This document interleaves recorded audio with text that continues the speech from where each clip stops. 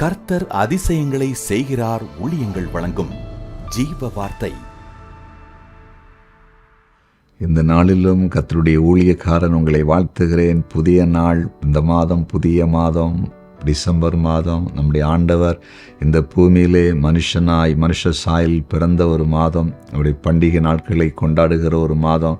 உங்களை வாழ்த்துகிறேன். பிறந்த நாளை காண்கிற உங்களை இயேசுவின் நாமத்தில் வாழ்த்துகிறேன். திருமண நாளை காண்கிற குடும்பங்களை வாழ்த்துகிறேன். நீங்கள் ஆசீர்வாதமாக இருப்பீர்கள். இன்றைக்கி புதிய ஆரம்பத்தை சிலர் கண்டுகொண்டிருக்கிறீங்க.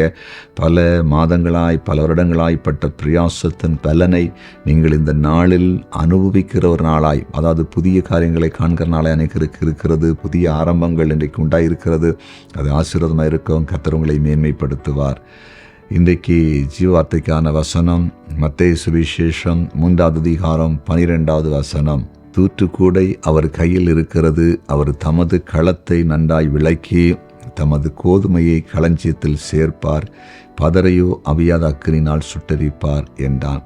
இன்றைய ஜீவார்த்தையின் தலைப்பு களஞ்சியத்தில் சேர்க்க பிறந்தார். களஞ்சியத்தில் சேர்க்க பிறந்தார். இவன் சொல்லும்போது சொல்கிறாரு, அவர் கோதுமையை களஞ்சியத்தில் சேர்ப்பார், பதரையோ அவியாத அக்கினியிலே சுட்டரிப்பார் என்று. அதன் அர்த்தம் என்ன தெரியுமா? அதாவது கோதுமை என்பது ரட்சிக்கப்பட்ட மக்கள், கர்த்தருக்குள் இருக்கிறவர்கள், கர்த்தரை அறிந்தவர்கள். பதர் என்று சொன்னால் அதாவது ஆண்டவரை ஏற்றுக்கொள்ளாதவர்கள், ஆண்டவருக்கு விரோதமானவர்கள், பிசாசின் அடிமைத்தனத்துக்குள் இருக்கிறவர்கள். அதைத்தான் இங்கே வேறுபடுத்தி காண்பிக்கிறார். இயேசு எதற்காய் வந்தார்? எல்லாரும் போய் அக்கினியில் அவியணும், நித்திய அக்கினியாக்கி நரகத்துள் போன ஒரு விருப்பமே இல்லை. அதை தடுத்து நிறுத்துவதற்கு தான் வந்தார். அதை தடுத்து நிறுத்தணும். மக்கள் பாவங்கள் எல்லாம் மன்னிச்சு பரிசுத்தமாக்கி அவங்கள தேவ பிள்ளைகளாக மாற்றி அவங்கள நித்திய வாழ்க்கைக்கு நேராக நடத்தணும்னு தான் இயேசு இந்த பூமியிலே வந்தார். ஆனால் சில சொன்னால் கேட்க மாட்டாங்க. இவ்வளோதான் ஆண்டவரை பற்றி பேசி பாருங்க, ரட்சிக்கப்படுங்க, பாவத்தில் விடுதலை பெறுங்க, ஒரு சபைக்கு போங்க, ஆராதனை செய்யுங்க, ஆண்டவரை வேதத்தை வாசிங்க, தேவையில்ல நண்பர்களை சேராதீங்க, திருமண விஷயத்தில் தேவ சித்தத்தை செய்யுங்க, படிப்பில் தேவ சித்தத்தை செய்யுங்க சொல்லி பாருங்க. கேட்கவே மாட்டாங்க.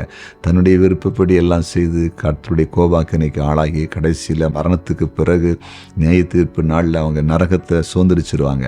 அதை தடுத்து நிறுத்த தான் இயேசு வந்தார். புரிந்து கொண்டீர்களா? நோக்கத்தை புரியணும். ஏதோ கிறிஸ்மஸ் கொண்டாடுறது மட்டும் இல்லை, ஏதோ நல்ல பாயாசம் வச்சு சாப்பாடு வச்சு நல்ல ட்ரெஸ்ஸு போட்டுட்டு சிலர் என்ன பண்ணுறாங்க, சந்தோஷம் வெளிப்படுத்துறதுக்கு நல்ல கிறிஸ்மஸ் பண்டிகை நல்லா குடிப்பாங்க, மது குடிப்பாங்க. இதுக்கல்ல, அதெல்லாம் இந்த உலகத்தில் நம்ம அறியாமல் நல்லா செய்கிறது. ஆனால் பாருங்கள், அவர் பிறந்த நோக்கத்தை அறிஞ்சு நம்ம வாழ்க்கையை நம்ம அதற்கு நேராக திருப்பினா பெரிய நன்மைகள் நமக்கு நித்தியமாக சந்தோஷத்தை உண்டாக்குற காரியம் நம்ம வாழ்க்கையில் நடக்கும். புரிஞ்சிட்டிங்களா? அதனால் கோதுமையை களஞ்சியத்தில் சேர்க்க பிறந்தார். நீங்களும் நானும் கர்த்தருக்காக கோதுமை மணியாய் மாறுவோமா? கோதுமையை மாறுவோமா? நம்ம அவர் என்ன செய்வாரா? பரலோக ராஜ்யத்தில் சேர்ப்பார். ஒப்பு கொடுப்போமா? ஜெபிப்போம். ஆமாம் ஆண்டவரே, களஞ்சியத்தில் சேர்க்கும்படி பிறந்தவரை உமக்கு நன்றி. கோதுமை மணியாய், கோதுமையைப் போல எங்களை மாற்றும். பதராய் நாங்கள் ஏற்கக்கூடாது ஆண்டவரே. பதர்கள் அக்னியில் சுட்டரிக்கப்படுமா?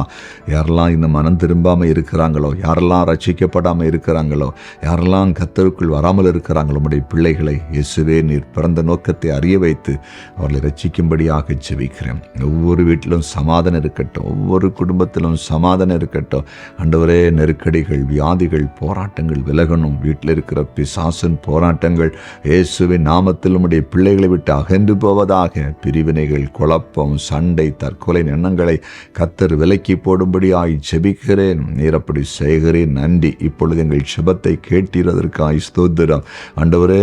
எங்கள் ஜெபத்தை கேட்டீர், அதற்காய் உமக்கு ஸ்தோத்திரம். குறிப்பாய் கர்த்தருக்கு ஊழியம் செய்கிற தேவ பிள்ளைகளை வாழ்த்துகிறேன். அவங்க ஊழியங்கள் சிறக்கட்டும், வளரட்டும், மேன்மை அடையட்டும் என்று ஜெபிக்கிறேன் அப்பா. குறிப்பாக இந்த நாள் எல்லாருக்கும் ஆண்டவரை சாட்சி சொல்லி உம்மை உயர்த்தத்தக்கதாக அற்புதங்களை உம்முடைய பிள்ளைகள் காண்கிற நாளாய் இருக்கட்டும் என்று ஜெபிக்கிறேன். அப்படி செய்தி நன்றி. இயேசுவின் நாமத்தில் பிதாவே. ஆமென், ஆமென்.